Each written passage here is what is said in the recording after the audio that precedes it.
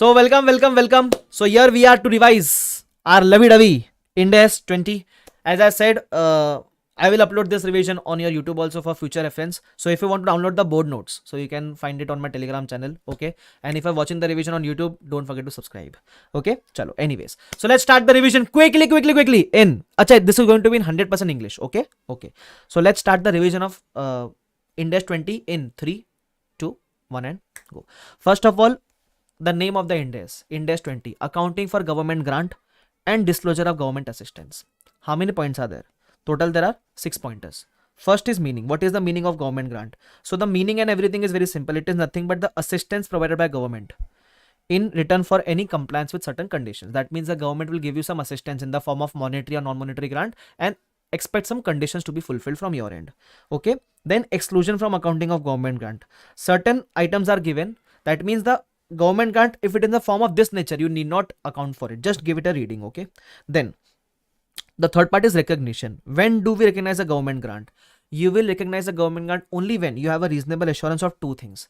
That whatever conditions are attached to the grant, there is a reasonable assurance that you will comply with the conditions, and there should be a reasonable assurance that grant will be received. Why this is given? As I said, do you remember I said sometimes the government might just give fake promises and you internally know that you will not receive the grant. So do not book the grant. So you will book the grant only when you have a reasonable assurance. This does not mean that book only when the cash is received. No, you will book when you have a reasonable assurance that you will receive the money or whatever asset you are going to receive. Anyways, then the next point is accounting for government grant. Do you remember I made a chart for you? Quickly, let's start revising each and every point of it. Accounting for government grant. The government grant can be of two types. It can be a monetary grant. It can be a non-monetary grant. If it is a non-monetary grant, what is the meaning of non-monetary grant? That means you are not receiving money from government. Government is giving you any asset for free. So either it can give you a depreciable asset or it can give you a non-depreciable asset for free. So let's say government gives you a depreciable asset for free. So how to do the accounting of this? We have two methods. Either record the asset and grant at nominal value. Okay, or method number 2, either record the asset and grant at fair value. Let's say for example I had a machine which had a fair value of 10 crore. So I will record the machine and grant both at 10 crore. Machine to DGG, deferred government grant. Why deferred government grant? Because grant, even if you receive on day 1, it is of 5 years. Why? Because the life of the asset is 5 years. You will get the benefit over 5 years. So we booked machine to DGG 10 crore. Now this machine will get depreciated over a period of 5 years. And what to do with this DGG? You will transfer it to profit and loss over the period of depreciation or over the period of life of the asset. So in the same ratio you are depreciating, in that same ratio you will transfer DGG to profit and loss, right? Okay, so we have two methods for a depreciable asset, recorded nominal value or recorded fair value. Acha. What if you received a non-monetary grant for a non-depreciable asset? In that case, again we have two methods. Acha, before proceeding, in balance sheet estimate, do remember when you are recording at fair value, the DGG and machine will be shown separately. It cannot be netted off. In P&L, the related expense and related income, you can show separately also, or you can net them off and show also. That is allowed. Achha, now we can proceed. Let's say, for example, you received a non-monetary grant for a non-depreciable asset. In that case also, we have two methods. Method number 1, recorded nominal value. So you will record the land and government grant at 1 rupee, 10 rupee, 100 rupees. Method number 2, you will record at fair value. Right? Now, here when you recorded fair value, you will record the land to DGG at 10 crore. Unlike depreciable asset, here land is not getting depreciated. So now the question comes, in what ratio this DGG will be transferred to profit and loss? Because in case of depreciable asset, we were transferring DGG to profit and loss over the life of the asset. What about in case of non-depreciable asset? So the treatment of DGG in case of non-depreciable asset depends on the nature of grant. You will have to check whether the grant is unconditional or conditional. If the grant is unconditional, full grant will be transferred to profit and loss on day 1 itself. Unconditional means no conditions are attached to the grant. And if the grant is conditional, in that case, you will transfer the government grant over the period of conditions. Let's say the conditions are of 5 years. So you will transfer the grant over a period of 5 years. Simple. Let's proceed. This was non-monetary grant. Okay, simple. Now let's discuss about monetary grant. Monetary grant means government gave you the grant in cash format. Okay, so it can be for a depreciable asset, it can be for a non-depreciable asset, or it can also be to reimburse any expenditure incurred. So let's say for example you received a grant for a depreciable asset. What to do now? Because let's say example you had you bought a machine for 10 crore, you got a grant of only 3 crore. So there is no concept of nominal value here because you are not receiving the full grant. You are receiving only partial grant for the asset. So here there are two methods again. First method is recording the asset at net of grant. That means you bought the asset at 10 CR, you reimbursed 3 CR. So that means the net cost for you is 7 CR. So whatever grant you get, you will adjust from the cost of the asset. That is method number 1. So this is the entry, and the net value you will record machine of 7 CR, and future depreciation will also be charged on 7 CR. Because you adjusted the government grant directly from the cost of the asset, no further treatment is required for government grant. Okay. The second method is you can record both the asset and the grant at fair value. In this case, again, if you recorded fair value, machine recorded separately at 10 CR, government grant in the form of DGG recorded at 3 CR. What to do with this 3 CR? In the ratio of depreciation, you will transfer DGG to profit and loss. Simple. Okay. What if there is a monetary grant for a non-depreciable asset? Let's say you bought a land for 10 CR, government reimbursed 3 CR. Now what to do? Again, two methods. Method number 1, you can net the government grant from the cost of the asset. Method number 2, record both at fair value. Record the land at fair value, record the DGG at 3 CR. Now, if you are recording DGG at 3 CR, again that problem arises because it is a non-depreciable asset. You will not have the ratio of depreciation. So what to check? Whenever it is a non-depreciable asset, check whether the grant is conditional or unconditional. If it is unconditional, on day 1 itself is go to profit and loss. If it is conditional, in the period of conditions, you will transfer it to profit and loss. Simple. Acha. What if the grant is received for any expenditure incurred? Let's say government is not giving you grant to reimburse a cost of asset. It is giving you grant to reimburse any expenditure. So apply the matching concept here. If the grant is given to you to reimburse expenditure of 1 year, the grant will be transferred to profit loss in 1 year. If the grant is given to you to reimburse the expenditure of 3 years, you will transfer the grant to P&L over 3 years. If the grant is given to you to reimburse the expenditure of past expenditure, if the grant is given to reimburse any past expenditure, or grant is given to give immediate relief, then transfer the grant immediately to profit and loss on day 1 itself. Okay, so this was the accounting of government grant. Next point, the point of refund of government grant. Whenever the grant becomes refundable, how to account for it? So the accounting of refund depends on how did you treat the grant when you received it. So let's say, for example, when the grant was received, you immediately transfer the grant to profit and loss. So the refund will also happen through profit and loss. So when you received, you transfer to P&L. So refund also from P&L. The entry for refund is you have to give the cash money back. So you will say to cash bank and debit the profit and loss. Acha. What if when the grant was received, you transfer to DGG?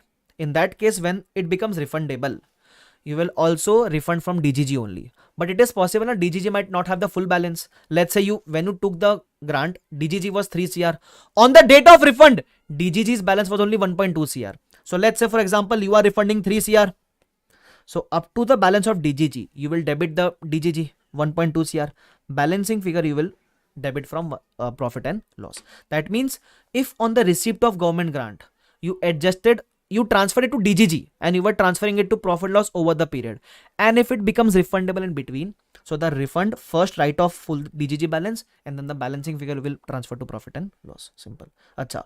What if when you received the grant, you adjusted the cost of the asset? So the refund also will be adjusted from the cost. Like when you received it, you reduced the cost of the asset. Now while refund, you will increase the cost of the asset. As simple as that. Okay, this was the case of refund. The last concept is loan at less than market rate of interest. For this, did you know we discussed a direct question? What was a direct question? Do you remember we discussed illustration number 4? How to account for this? Come, I will just discuss the same with you. So, when you get a loan at less than market rate of interest, this point has a resemblance with Ind AS 109 financial instruments. Why? When the government is giving you a loan at less than market rate of interest, in this case, it is treated like a relationship. The relationship is of government grant, where the government is helping the company, right? So do you remember in financial instruments what we used to do when there was a relationship of parent subsidiary? When parent was helping subsidiary, the difference was transferred to investment in subsidiary. When the employer was helping the employee, the difference was treated like prepaid employee benefit expense. Similarly, here one question is there. Government gave loan of 50 lakhs at 5% coupon, but the market rate is 12%. Why the government is giving you loan at less than market rate? Because it is giving in the form of government grant.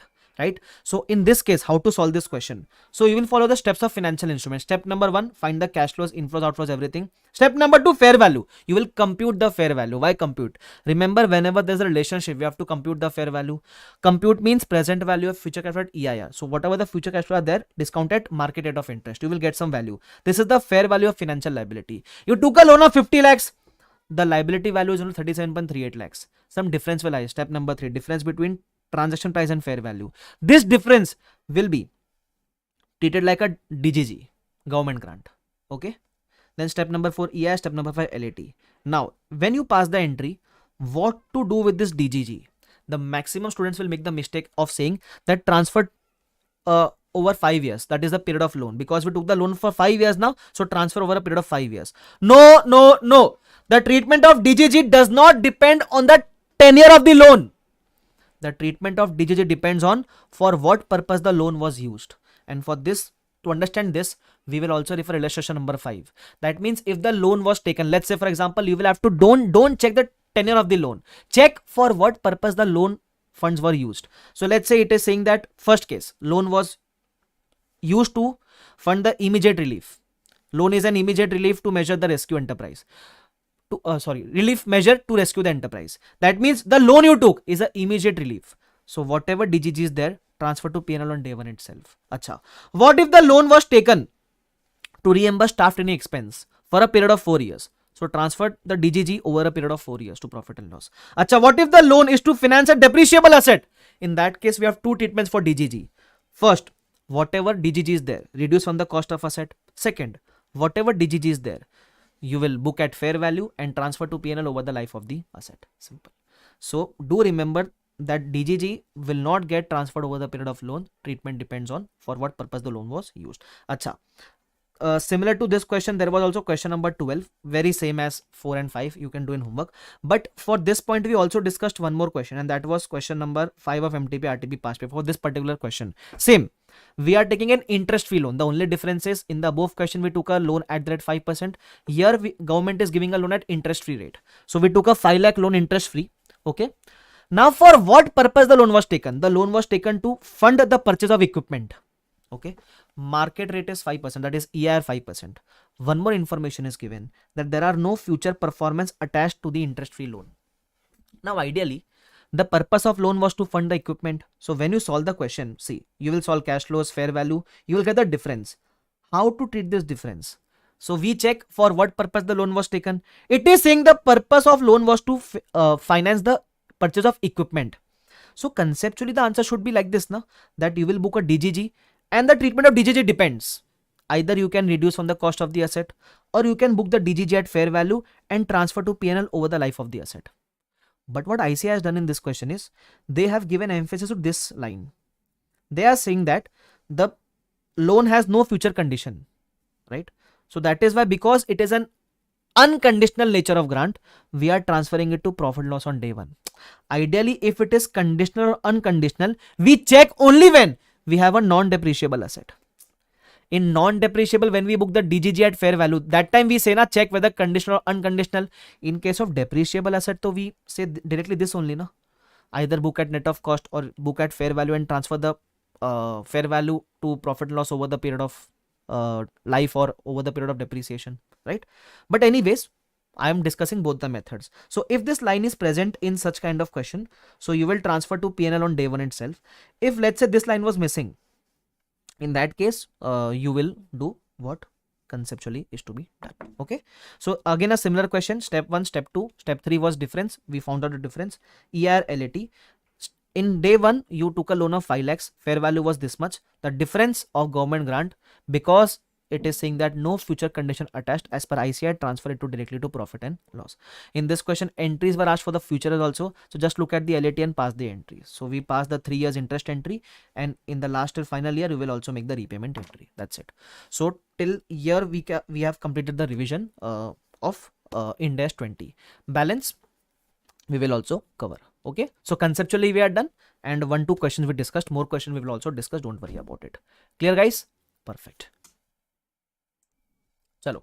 So we did the illustration number 4 and question number 5 revision. right, of Ind AS 20, and we did the concept revision.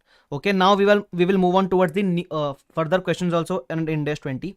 The next question which we can revise is illustration number 15. See, I am only revising the important questions. Okay, these are those questions which cover 100% of the concepts, right? The remaining questions you can just give them a read. Okay, so now I am coming on towards illustration number 15 of your textbook. If you can see very clearly, what does it say? Very quickly I will revise it. It says we have received 2 grants of rupees 1 lakh each. That means we have received the money for 2 grants.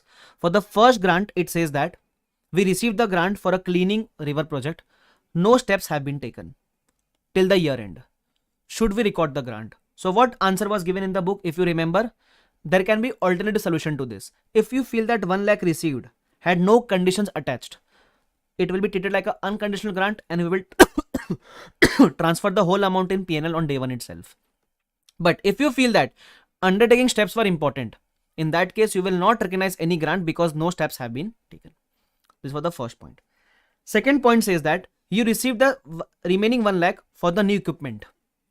When you receive the grant for a new depreciable asset, we have 2 methods. Either you can net off the cost of the asset, or second is you can record the PP and DGG both at fair value and transfer the DGG to profit loss over the ratio of depreciation. Simple. Acha. There was one third point also. I will just give an overview of this. Some floods happened in your company, due to which you suffered some losses. Government announced a scheme where they will compensate you for the losses, but for that you have to submit an application, okay, before 30th June. They are clearly saying that in the current year you have not submitted the application. Okay, that is in the 11-12. Till now you have not submitted the application. So till that time you did not submit the application, you cannot recognize the government grant. In the next year, if you submit the application, in that case in the next year you can recognize the government grant, but in the current year you cannot recognize. Simple. So these were the 3 cases. A good question. Okay. Acha. Illustration number 16, just refer it once. Illustration number 17 we can do. It is a good question. Okay. What does it say? It says that a company receives 30,000 ka grant. When did it receive? It received on 31st March 11. Okay. The grant is towards the cost of training. That means you have received this grant to reimburse the training cost. The training will last for 18 months. Okay. From 1st April 11. That means whatever grant you received, ideally you should book the grant within a period of 18 months. Okay. But extra information also given. Actual cost of training incurred in 11-12 was 50 and in 12-13 was 25,000. Okay. Whenever you receive a grant, there are 2 ways of recording the grant. Either you can record in the ratio of months. That is, let's say for example, the training went on for 18 months. So you can bifurcate the grant into 18 months. That is book in the current year. Suppose there were 12 months. So you will book 12 months grant in the current year, remaining 6 months grant in the next year. Or you can also book the grant in the ratio of expense. Let's say you incurred expense of 50,000 in the current year and 25,000 in the next year. So you will book in this ratio. 50:25 ka ratio you will remove, and whatever is the amount as per this ratio, you will book some in current year and some in the next year. Coincidentally, in this question, even if you take the months ratio or even if you take the expense ratio, the answer is coming same. Okay, but do remember that part. So in case you remember, wait, I will show you that part. Here it is. See, so if you take, let's say you received the money on the previous year last day. Okay, but grant is not to be recorded. Grant is not to be booked on this day. You will start booking in profit and loss from the next year onwards. Okay, so either you can take the ratio of months. 12 months fall in the current year, 6 months fall in the next year. So you will either you can take the ratio of months, through which you can say 20,000 you will book in the next year and 10,000 you will book after that year. Okay, or you can take the ratio of expense also. In that also it will be the same. Also in this case I have also given the balance sheet extracts to you. How to show the extract? When you receive the grant, that was the last day of the year, you will not record anything in profit and loss, because profit and loss recording will start from the next year. So this whole 30,000 received will be transferred to balance sheet liability side, but give the bifurcation also, non-current and current. Whatever you will write off in the next year will be current, remaining will be non-current. Okay, then in the next year you will transfer out of 30,000, 20,000 will be transferred to profit and loss. Out of 30,000, 20,000 will be transferred to profit and loss. So book the expense, book the income. 2 ways of showing it. Either show expense and income separately or either show net of. It is fine. In balance sheet, only 10,000 balance will be left, which will get write off in the next year. So we show in the current account, current part. In the next further year, this 10,000 again will get booked in profit and loss. So either show separately or you can show net off. In balance sheet, nothing will remain. Okay, do remember that part. This was illustration number 17. Now a very good question, that is illustration number 18. Do remember that my revision is only for your reference. Still, you have to write and practice all the important questions which I am marking you. See, through this revision video, you're also getting to know which are the important questions which cover all the concepts. On the last day, you won't be able to revise all the concept, all the questions, but at least you can revise what I'm marking for you now. So this is a very good question out of it. What does it say? It says that we receive a grant of 60,000. It is receivable, okay? But out of this, 40,000 you will receive in year 1, 10,000 you will receive in year 2 and year 3 each. So full 60,000 payment you are not receiving on first day. Anyways, then the cost is given. In the first year, you will incur a recruitment cost of 30,000 and the wage bill is going to be 1 lakh rising by 10,000 each year. See, so that is the grant is 60,000 receivable like this. Cost is given. That means the grant which is there, you will book in the ratio of cost. So recruitment cost is a one-time cost incurred only in the first year. Wage bill is incurred every year. So this is total cost year wise. Okay. So whatever is the grant, you will book in the ratio of this cost, in the ratio of this expense. Okay. Now there are two cases here. The first case says that there is a reasonable assurance that you will comply with the condition and that the grant will be received. If there is a reasonable assurance, do remember that when there is a reasonable assurance that you will comply with the conditions and when there is a reasonable assurance that you will receive the grant, you will book the full 60,000 on day 1 itself in DGG. So what I did was, because I received 40,000 cash, remaining 20,000 receivable, I booked the full balance in DGG.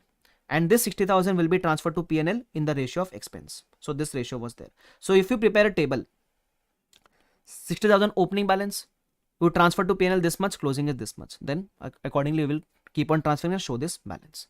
Acha. The interesting case was case number B, where it is said that there is no reasonable assurance that grant will be received.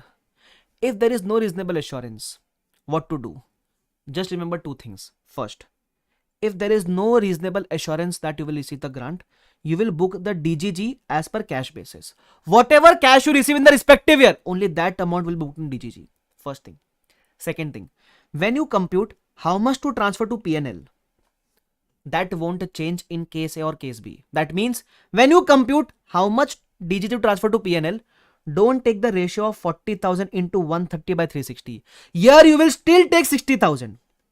That means whether the grant is reasonably assured to be received or not will only change the amount of DGG.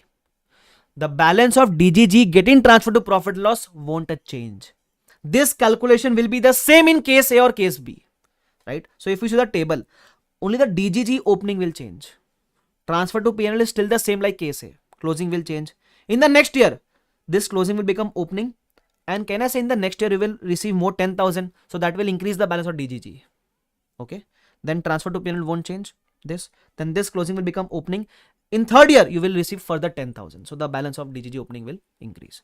This is only happening in case B.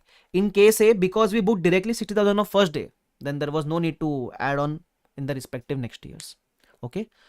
Don't worry, I will upload this board notes on a Telegram also. Link is in the description. You can join the Telegram and download the notes also. Okay, don't worry about it. So this was illustration number 18. Then we have question number 1, a very good question. What does it say? We can see, quickly have a look at it. A Limited receive 1 acre of land. Once you receive a land for free, that is a non-monetary grant. And land is a non-depreciable asset. So you have two methods, either recorded nominal value or recorded fair value. If you recorded fair value, how will you transfer DGG to profit and loss? Because it is a land, it is non-depreciable asset. So you will have to check the conditions. If it is a conditional grant, you will book the DGG in profit and loss over the period of conditions. If it is unconditional, you will transfer to profit and loss on day 1. Okay, next point. If you took a loan at a concessional rate, okay, what for a plant, you took the loan at a concessional rate for a plant. That is, the purpose of loan is to buy the plant at a concession rate, right? So in that case, whatever difference is there between fair value of loan and TP will be DGG. What to do with this DGG? Because it was taken for a plant, either net off from the cost of plant, or you can record DGG at fair value and transfer the DGG to profit loss over the life of the asset. Okay, next point. You receive 25 lakhs for immediate relief. Transfer it to PNL immediately. Next point, fourth. You receive 10 lakhs for purchase of machinery costing 80 lakhs. That means you are getting a monetary grant for a depreciable asset. Can I say it is same? Either net off from the cost or book at fair value and transfer to PNL over the life of depreciation. Okay. Fifth point is You are receiving a 25 lakh grant for research. The research will carry on for 2 years. That means they are reimbursing expense of 2 years. So transfer the DGG to profit loss over a period of 2 years. Simple, right? Done. Question number 2, you can just give a read. Question number 3 is very important. It is a good question. Let me tell you what is happening. In short, I will tell you. Government has announced a scheme where they will give an interest-free loan for 50% cost of the plant. Okay. So, but there are some conditions. If you violate the conditions, it becomes repayable. So whatever loan you take, you will have to repay the loan immediately if you violate it. And along with the amount of loan, you will also have to repay a penalty of 10 lakhs. Okay. Okay. So company took a loan of 25 lakhs. Marketed was 12%, but company got this 25 lakhs for 0%. Okay. Now, and they are saying that whatever DGG you get, because you are taking an interest-free loan now, so some difference will arise in fair value of financial liability and transaction price. That difference will be DGG. What to do with that DGG? So ideally, because it was taken for a plant, it was taken for a depreciable asset. Either you can reduce from the cost of the asset, or you can book the DGG at fair value and transfer to PNL over the ratio of depreciation. It is saying that company choose the second method, that is booking the DGG at fair value and transfer into PNL in the ratio of depreciation. Okay. So this is going to happen. But what happened was, the loan was of 5 years. After the second year itself, company violated the conditions and the loan has become repayable. Now give the accounting. How to do the accounting for this question? It is very simple.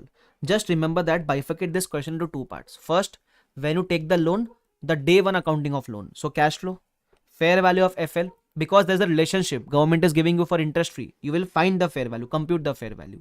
Difference between TP and fair value will be transferred to DGG. Okay. What to do with this DGG? Company follows of writing this off over the period of depreciation, that is 5 years. Okay. EIR is 12%. LAT. LAT prepare only for 2 years, because after 2 years you are going to refund. Okay. Also prepare one extra working note of DGG. What is the balance of DGG after 2 years? So you were supposed to transfer this whole balance in equally over 5 years. So after 2 years, you must transfer this much balance. So this is the balance of DGG after 2 years. Okay. Now what to do? So first I pass the entries for the initial 2 years, the basic entries, booking of the loan, charging interest, writing this off. But the main entry comes is on the second year end, that is the journal entry for refund. For refund, what will you do? You have to give 2 amounts as refund. One is the loan amount and one is the penalty amount. What to do with this? It is simple. When you are refunding the loan, I pass separate entries for this. Whatever FL is there on the date of refund, reverse it. Whatever DGG is there on the date of refund, reverse it. Difference transfer to profit and loss. And whatever penalty you are paying, transfer to profit and loss immediately. Simple. Simple, guys? Yes, sir. This was question number 3, a very good question. Please do practice it. Then there was question number 4. You can just give it a read. I will just give an overview of this. It says that, I explained this with the help of example in case you remember. It says that if you are depreciating over 5 years, you will transfer the DGG over 5 years. Simple. But what if there is any impairment in a particular year? So because of impairment, can I say your expense increase in that year? Because in that year, you will also depreciate and you will also book an impairment loss. So when you book an impairment loss, the amount that will be transferred from DGG to P&L will also increase in that particular year. So likewise, in the first case, you were booking depreciation equally. So you were transferring DGG to profit loss equally. But in a particular year, if you book an extra impairment loss in addition to depreciation, in that particular year, DGG will also get transferred to profit loss little extra. Simple. But there were 2 instances. In first case, there were no further condition attached. It was mentioned. So you will do this. Once you book the impairment loss in that particular year, extra amount will get transferred to profit loss from DGG. But there was second case also. Would your answer be different if there are further condition attached beyond the construction of factory? In this second solution, they said that directly don't do this. Directly, just because of impairment loss, you will not increase the transfer of DGG to profit and loss. You will also have to check what are the further conditions. So here it is mentioned that if there are further conditions attached beyond construction, it may not be appropriate to release an amount of DGG to compensate for the impairment write down. In that case, you would also have to assess those further conditions. Okay, so just give it a read. Okay. Then there was 17 words done. Okay. Question number 5 you already revised. Nothing is left. Okay. Apart from this, there is also one illustration number 11, which is very similar to question number 1 of MTP RTP. You can also give this a read. Okay. So this finally completes the revision of Ind AS 20. I hope you like the revision where we revised all the concepts along with the questions. remaining questions you can just give them a read. If you are through with the concepts and these questions, the remaining questions are also very manageable. Okay, I hope you like it. Please do like the video in case you like it. Also share it with your friends and subscribe to the channel. And also if you want the board notes available on my Telegram, you can download it. Okay, also if anyone is there who has not bought the lectures, my lectures of 100% English batch are available on bbvirtuals.com. In case if you feel the need for it, you can go and buy it. Okay, if you have already bought it, very good job, you're doing a good job. Okay, so thank you so much everyone. Bye bye everyone, take care, see you all, bye bye.